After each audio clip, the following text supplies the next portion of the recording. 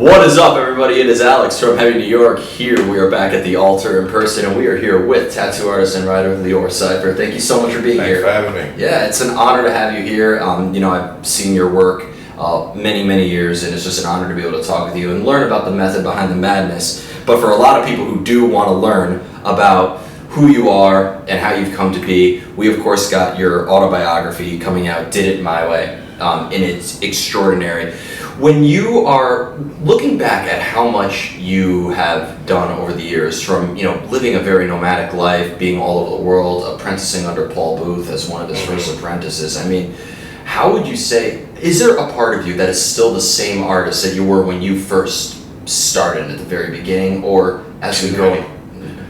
Too many parts of me. The thing happens with life and experience, you get through the bullshit. It's as simple as that.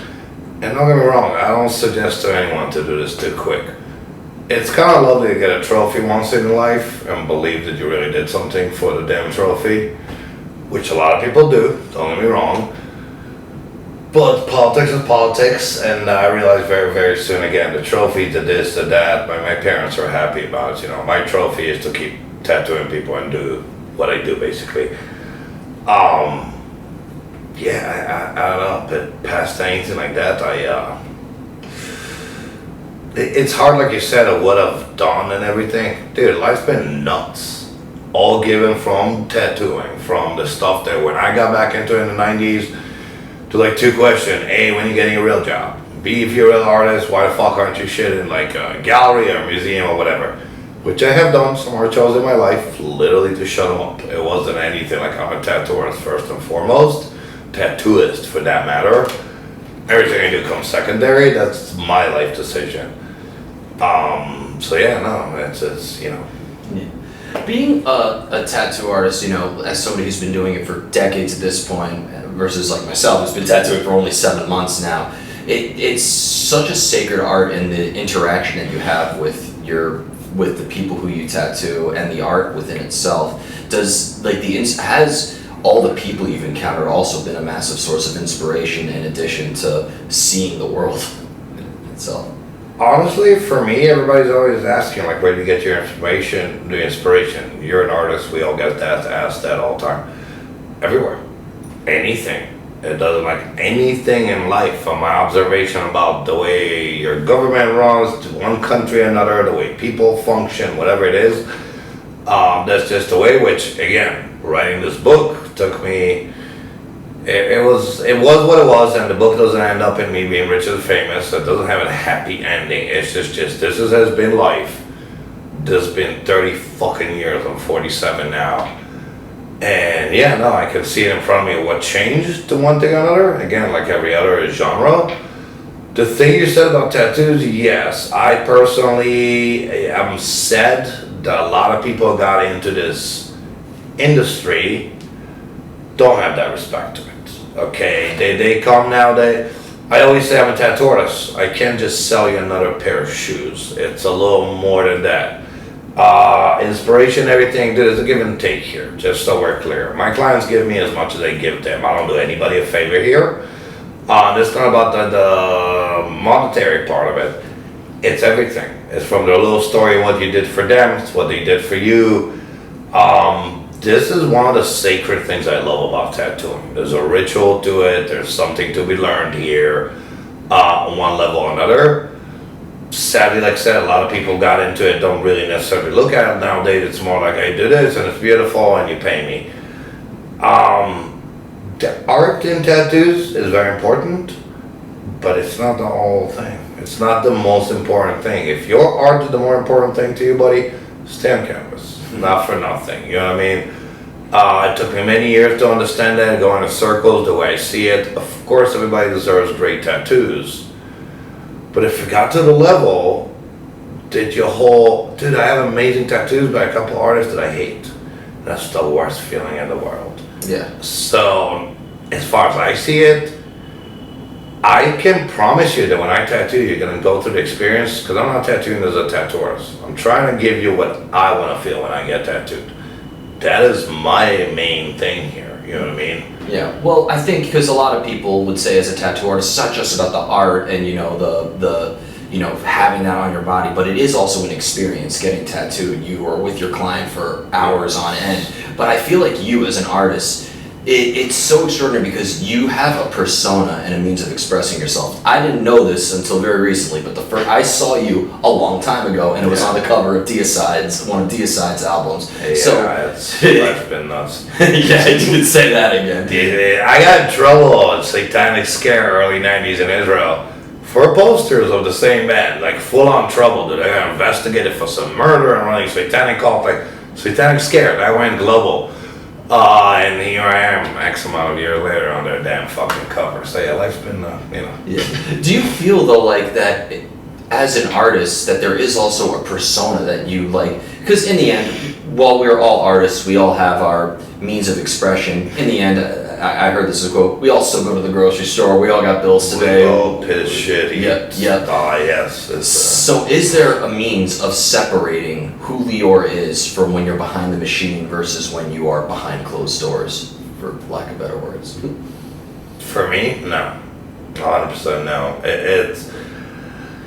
And again, I deal with them more nowadays. I'll do a lot of stuff that's like, the shit that comes out of my mouth is not necessarily okay. Not now, not even 10 years ago. I'm just being me. I didn't really, I became a tattoo artist. I didn't become somebody that it should matter. I've learned this a long time ago. The same thing when we do interviews. We fought for many years for the tattoo world to look better, so they don't, because when we got into it, we're all considered criminals. So we did what we did on that end. As far as me personally, no. I'm really me through and through, and that's honestly at the end of the day what I have to kind of offer people. Same thing, this book I just wrote, people are like, man, I love hearing your stories. Like, really? Like, yeah, I'd love to read about it, I'd love to hear it or whatever. Could be for all the wrong reasons. Not gonna lie to you. Could be when 10 years ago when I was all over the magazine and stuff, if I would have opened a shop and be a millionaire now, the late 40s, maybe I would have talked different. I'm not. I stay with my 1%ers. I stay with the people that when I started again as a metalhead, which is what my book is about in a nutshell, when I look at everything, even though it's my experience, this is exactly what it is. You're talking about like heavy metal in the 90s where like this is not even music. Skateboarding, this is not even a sport, we're in the Olympics now. Heavy metal, I have Demon Borgir doing shows with a goddamn orchestra in the middle of Oslo. And tattooing, people can actually make a buck from it and be famous, where back then it was just, this is what changed in X amount of years. But I still wake up every day reminding myself I'm a kid from Israel. Reminding myself, I don't like the bullshit to get into your head. Remember, like the fact that I live in the Renaissance of tattooing, none of this was promised to us. I enjoy it for what it is. But when I got into it, to represent something, the little bit of what we stood for. I think I still do nowadays. Easier said than done. Stuff like when you're 16. I'm 47, I'm still not sure we're making 50 at this point, but you know what, dude? You just live every day of your life. And I hear the same with bands that I listened to since I'm a kid. They became friends and they say the same shit and they still go on stage, they still do their stuff. I think for artists, that's what keeps us going. Well, this is a debate I like to have with artists, and I've asked a lot of the musicians I interviewed this. Every artist, I feel like, grows one way or another, whether they realize it or not. Is your evolution something that you can really dictate? Do you have control over how you grow and how you develop? Or is that something that just has to happen naturally? You can't really think about it. Sorry. I don't think you can dictate your growth. You can portray it how you want. That's really all it is to it. You can put the bells and whistles on it. You can make it sound as it is.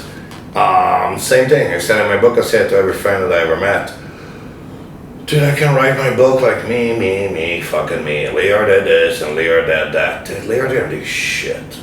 Lior tried to do what he believes in. Lior's trying to keep learning, keep apprenticing, keep whatever it is.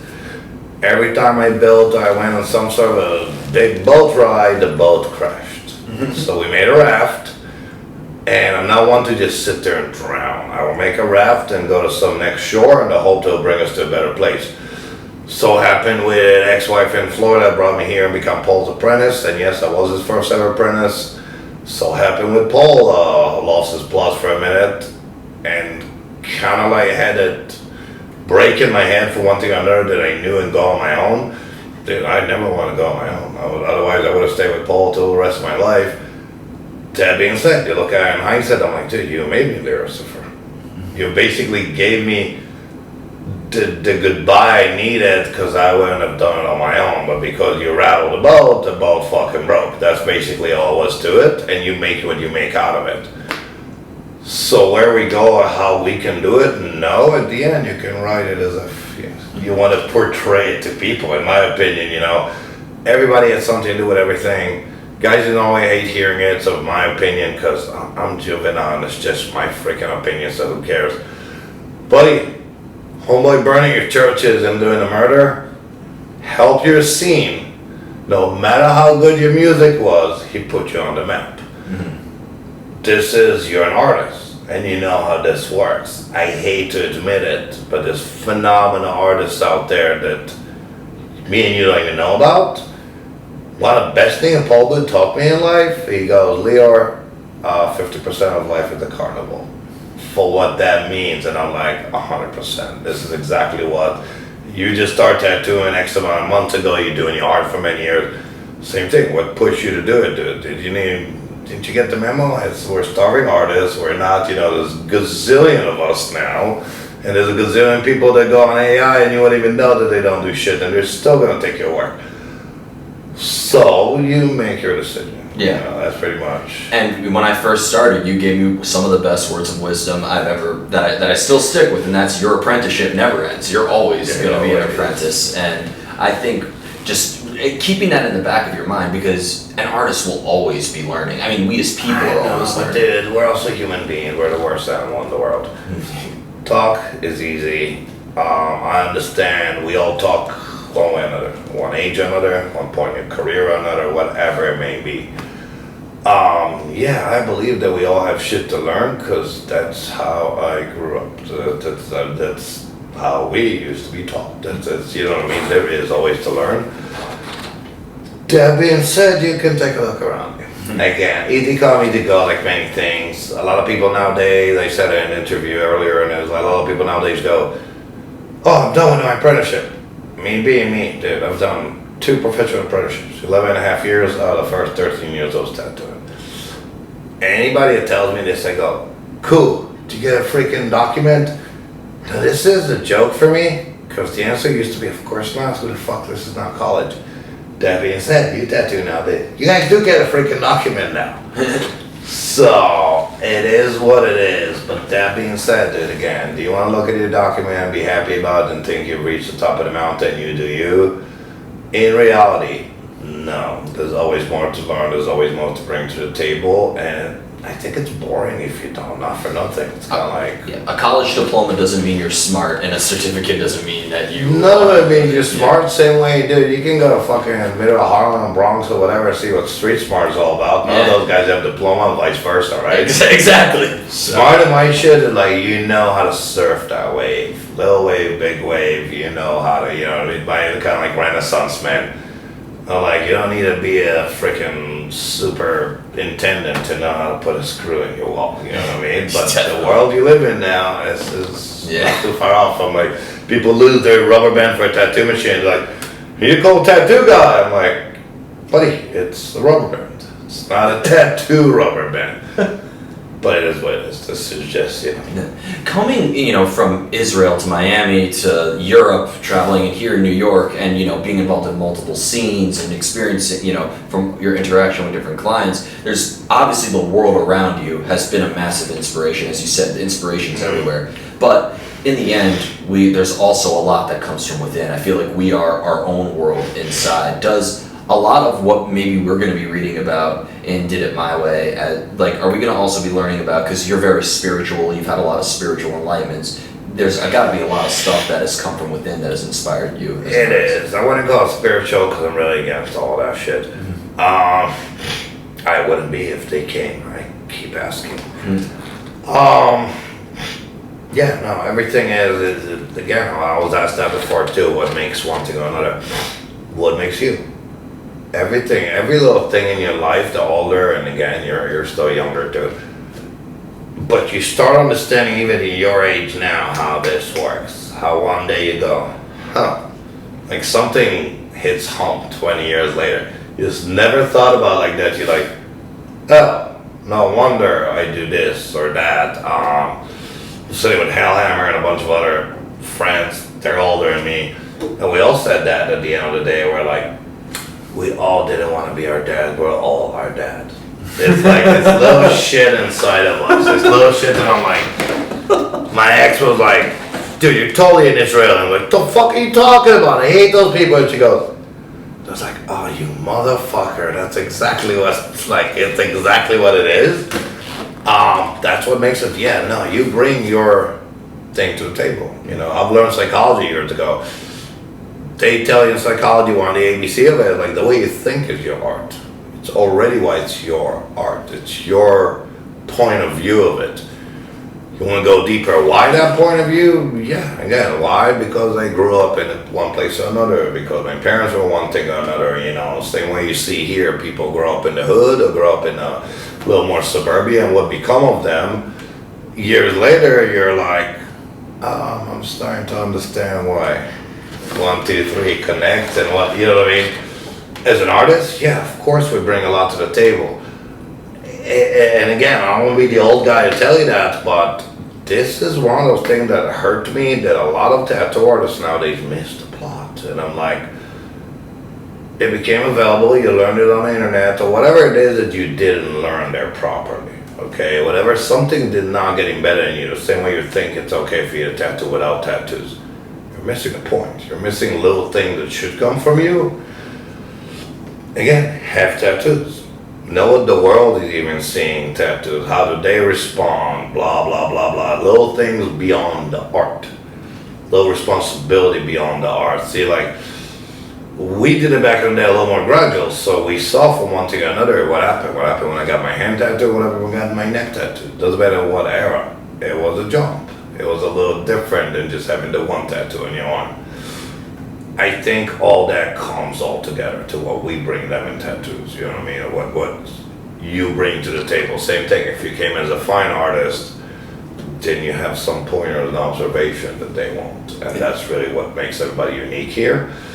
Sadly, no, at least half of our industry nowadays, a bunch of great artists that can do great copies, but I don't know what to tell you that I can see through it. I'm one of those artists that like to see a brush strokes. I like to see what's there, right? There's some spark, there's some life behind it. So maybe like an undersaturated part is maybe an okay thing for you in your eyes, or? Again, I'm a tattoo artist through and through, so my brain will go back to what, first of all, makes a good tattoo, or something that will last. A lot of stuff, Philip New said it really good in a podcast he had. The level of art in tattoos now is unbelievable. But half of you don't understand that half of the shit you're doing there, you're just charging money for nothing. You're selling something that ain't gonna last. It's like, yeah, it looks amazing for the time being, for the moment, for like, and don't forget, I've seen people do this 25 years ago. None of this is new. Like the French artist did it, this guy used to tour with Benjamin Moss did, super realistic stuff 20 years ago.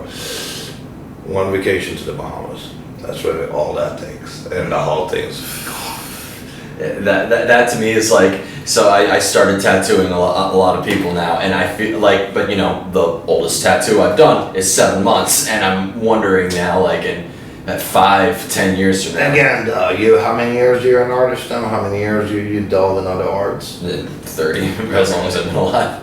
Same shit goes with tattoos. And again, as long as you pay attention, as long as, and again, look, the problem at the end of the day, I can't really argue. We are the people, we are the enablers to everything that came our way.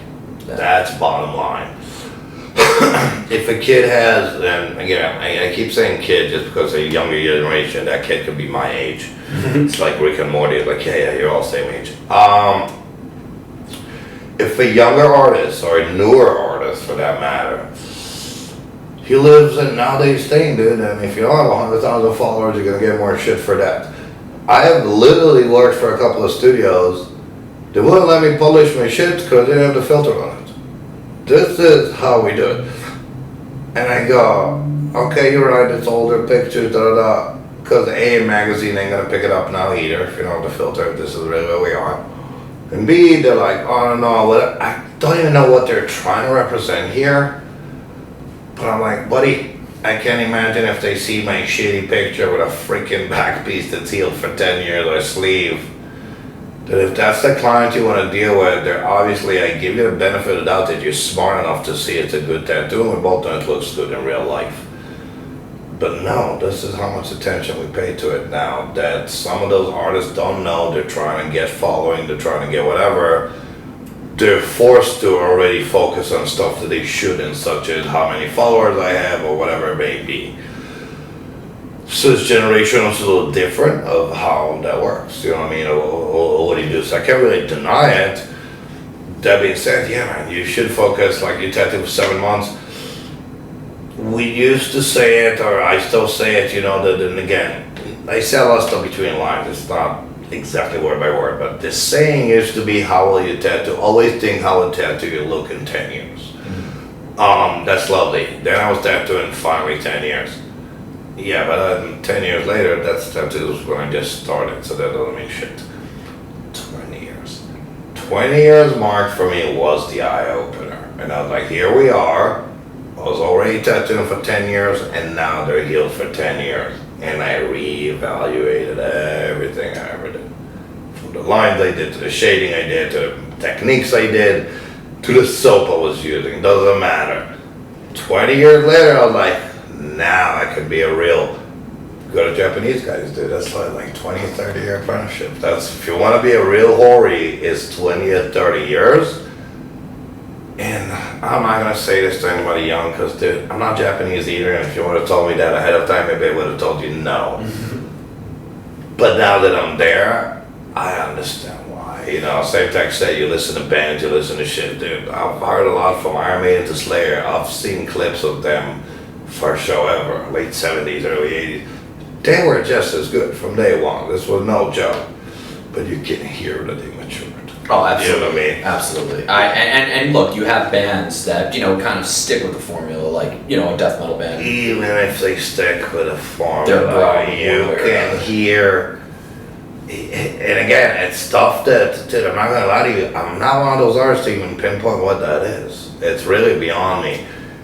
You talk to people like Sean Barber, you talk to people that like really like are fine in their art that can really break it down to them. They have all the tricks. It's the same thing. We painted with him in the past, did a bunch of like art fusion or whatever back at Last Riots. It was like color pastels, there was a few of us there. And we don't finish, but we do, I don't know, 2-3 hours, we're just having fun, have a couple of drinks. Then he looks at us, and this is when Sean just started tattooing, but he was always in the tattoo industry. He goes, you guys want to see something? We're like, dude, of course, are you kidding me? What you got? And dude, he went back with something like neon green, something that I would never in my lifetime even touch for that palette, because I don't really know enough like a real artist about it.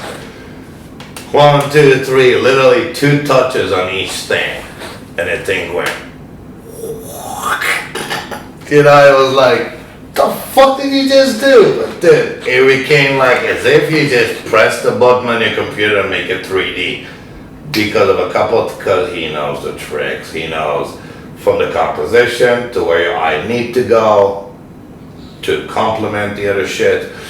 We do this in tattoos too, but it's exactly that. You can, when people know their shit, that's what always impresses me. And I'm like, you motherfucker. There's like something there that I'm like, dude, I need a lot of learning to do this. The best method, this is what I heard as a teenager, and I was working as a band instrument repairman at that time. The best advice that I've ever gotten, keep your mouth shut and your eyes and ears open. That's the best way you can learn. I got advice like that, the guy taught me to work in Israel. And there was a couple of things he told me before I was even tattooing. Same thing I tell every apprentice nowadays, nobody learns this anymore. Pay attention to your stretching hand. And a guy told me that years ago, and he's like, you'll understand eventually. With the years, I'm like, oh my God, dude, you can do it blind if you just know your stretching. It will tell you if it's going in enough or not, whatever it is, right? Same thing. That guy goes, always look at other artists' work. Any given time, you're always gonna learn something, whether it's what to do, what not to do, but you're still gonna learn something from it. Story of my life, dude. I pay attention to everything and everybody because something there might click and something there might be something that's obvious to many people that did go to art school or stuff like that. And I just missed this little annoying information that I wish I had 10 years ago. This is stuff that I learn every day. You know what I mean? This is why everybody is like. And depending on what you tattoo as well, because I mean, you know, with your style, you've done everything from, you know, incorporating, you know, portraiture and different settings to doing cute little raccoons, as I've heard before from a mutual friend of ours. And I was waiting to bring that up. And good point with the cute little raccoon. Fuck you, Liz. And a little from Mel too. Anyways, unlike the concept here, which is exactly the problem nowadays, and why I had enough time to write a freaking book because I'm not busy enough. Dude, I'm an old school tattooist. I love tattooing. Period. If you really want to know, yes, I'm terrible at taking pictures. I also sat in Miami for 2 years and learned how to do traditional Americana and Japanese. I can freehand from a dragon to koi to Japanese wave, the whole 9 yard. Same thing with traditional. Same thing with new school. Same thing with all these styles. And I enjoy doing any of them, no matter the subject matter, except for I don't do pro-religious because fuck those guys. Other than that, no, I have a style I specialize in. I have a style that's my go-to, that's my thing. I'm not opposed to anything. I love doing it. I wish I got more color work. I wish I liked the portraiture. Just I'm a black and gray artist. Of course I do portraits. You know, of course I do animal. Of course, like people are like, oh, you do that too? And I'm like, you know, if you want to build a throne, you're gonna learn how to build a chair first. So of course I can build you a chair. Not a lot of people do that now. Again, they go on what they're directed or what they want to specialize in. No, you talk to any old school artist will tell you this, dude. We can do black and gray, we can do color, we can do bold line, we can do fine line, we can do whatever it requires to do.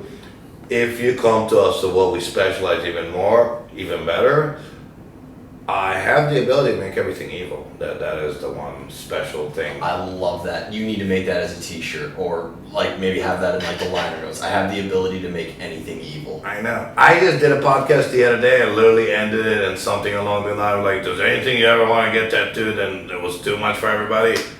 You come see me. It's just like, I don't know what to tell you.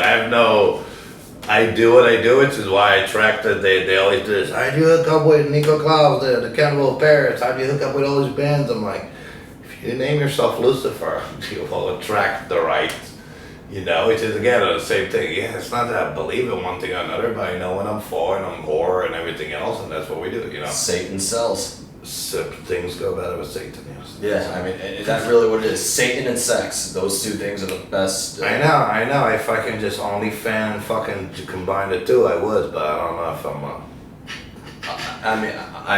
I've seen. I'll probably sell more if I dress like a freaking raccoon. This is 2024, so you know. Or that Borat thing that you did on fucking That's awesome. I can Borat. Maybe next year I'll be a Borat raccoon. Actually, I really want to dress like a Beetlejuice. I think my go-to. I think I have the tattoo I want you to do on me now, a Borat raccoon. This is what's gonna become lovely. So you're gonna be the fourth raccoon thing. I love raccoons. Don't get me wrong, but sure. Yeah, I'll be the raccoon guy. especially the cute little ones, right? I don't give a fuck, dude. I'll do a cute little one, and it's a freaking raccoon. At the end of the day, that's on them that they think it's cute. That's because there are a bunch of city girls that think raccoons are cute. They're not. They're cute looking, but they're raccoons. Yeah. But no, I'll do cute tattoos any day. Not a problem. But again, like you said, people assume one thing or another, and most people, if they see me, they kind of go like, "You don't do cute tattoos." I'm like, why? You can, and even if you don't do I it now, can, and I will again. I'm more than I wouldn't go that far. I'm more than happy about doing it. But yes, I'm very capable in doing cute tattoos too. Again, Liz. Shout out to Liz. Yeah. What are you gonna do? I publish this interview and you just get a bunch of DMs requesting that. Dude, that don't work nearly enough nowadays. We all got hit for last year post-COVID because everybody thought they got free money. Of course it wasn't free. This is not New York. This is globally. We all got hit. This was like we did great after COVID and then we paid for it. Because again, tattoos are not a necessity. Your economy, your war, your whatever disease coming next. So it's been a rough year. And especially in the big cities. Again, New York, LA, London, everywhere. We got hit even more. Prices went up. Nobody has money to get tattooed. So yes, I have bad PR, dude. All I want to do is tattoo. I don't, this is another thing that's it's not weird to me, but you see that a lot with artists in general, and also music industry too. Kerry King, all these people, dude, look for their first shows. Half of their show was like covers of Venom and covers of Bathory and covers of Judas Priest or whoever they looked up to, and they only had 2 or 3 songs. I never grew above it. I got to a point that I was doing all freehand all the time, body suits and back pieces and da da da da da da. I love tattooing. I have no issue doing bangers any day, all day. I do that too, as long as the clients are good, as long as the whole interaction is good. Plus, don't forget, and I have a few friends that can show you this. Any banger you do, I don't give a fuck how long you're tattooing, that same person or their friend might still end up getting a back piece. Every tattoo will lead It's to all another. the way you treat them. Even the 2 people I said no to in my life for the subject matter, I didn't say no and threw you out. I called another friend that will do it for you. I hooked up whatever I could, so when the time comes and you want something you think I'll be interested, you still remember I'm not above any of it. So for me, there is no issue again doing cute tattoos, not cute tattoos. You might not see them posted, as you don't see those freaking raccoons posted. Watch me. I'm the king of putting my foot in my mouth, so I'll probably have to post it tomorrow so everybody knows what I'm talking about. And Paul, when I interviewed Paul at Empire State back in 2018, and he said, being a tattoo artist, it's not just like an art, and it's a responsibility as well. So It is, and again, look, we're really fortunate. Not only nowadays, probably the last 20 years. We're fortunate tattoos picked up like that. We're fortunate that it went in that much of an artistic volume. Do people even see it or see us as artists? Because that was not always the case. But yeah, there's the responsibility again, because it's a tattoo. It's stay in your lane. Like, don't forget your medium. You gotta first of all accomplish what they came for.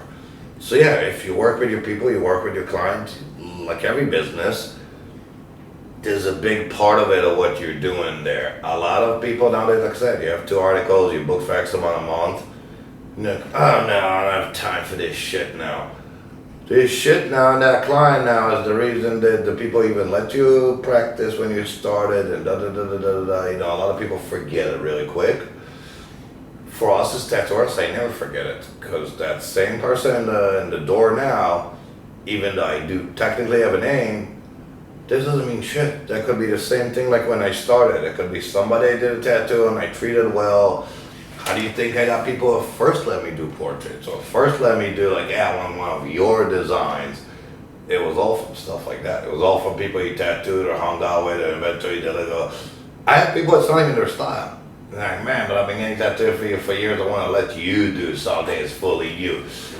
It's, again, there's a very much communication there between you and the client of what it means and how far it goes. And it's very, very deep. Same way you have tattoos, you know the drill. My tattoos, I remember each one of them, when they're done, the music they play, the smells, the day, the whole 9 yards, because it's my tattoos. When you put a brush stroke on a canvas, you're stamping that canvas with your identity. When you're writing on a piece of paper, you're stamping the paper with you are stamping your identity on an individual. Well, Alex Beanie said this. That's another old school guy into you in England, and he said, I remember reading from him in mid-90s. He said something to the extent, again, on the ritual aspect of it, the rites of passage of it, and he said when you open somebody's skin or you open somebody's flesh, you open their soul. So it's almost like You can be the bartender and having a little chat with whoever just fucking lost his wife or killed his wife or whatever the fuck they're into.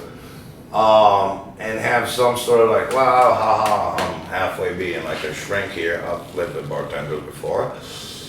You do this with opening their skin, there's even more of a connection there on what's going on between, and again, the shamans, the Native American, they have their version of it, their words of it, no different. There's a ritual here, whether it's the peace pipe or whether it's like the little cutting on the skin. It's something animalistic. It's something a little more beyond any whatever we want to put on it. So, And the final question I wanted to ask you, and this is perfect, because I ask every artist this question I've interviewed. How do you know when you are finished? How do you know when to put that machine down and say it is done? That's half of the battle. Only half. Well, the other half is you winning that battle. Only half. You get asked that about any fine art, right? Yeah. Pretty much. Like, no matter what, to any extent, again, if you know your films enough, then you know some of those asshole directors, they're really big directors, shot for hundreds of hours, and the studios will get pissed off. Like, no, I don't want shots. With tattoos, I'm not keeping it that because I can give you a fucking speech and get so much shit for half of the industry now. It's a freaking tattoo. Don't ever forget that. A lot of people do. This is how you know when to finish. Like everything you do, there can always be done more. You know when to finish because it's a tattoo, because it also involves pain, it also involves money, it also involves, to beginning and end, you doing you and doing the calculation of what is gonna hold as a tattoo for the rest of your life. This is like bottom line. So, yes, you can go a little extra bells and whistles, even with my clients, and some of them know very, very well, the little bit of whites, I can go the extra mile. I can put an extra 2 hours into it. And it'll look fantastic for X amount of time. As long as they're in the clear of what I want to do and if they want to let me do this. If not, as far as what I think the tattoo needs to look good, to look clean, to hold with the years to come, this is when you put it down. If I keep doing like bells and whistles and all sorts of like reflecting colors and this and that, then I'm like, none of this is going, like, what did I just give you 3 different fucking kinds of light white that they're all gonna be wiped out. It'll look incredible in the picture, which everybody will be like, I want this, but it's not for everybody.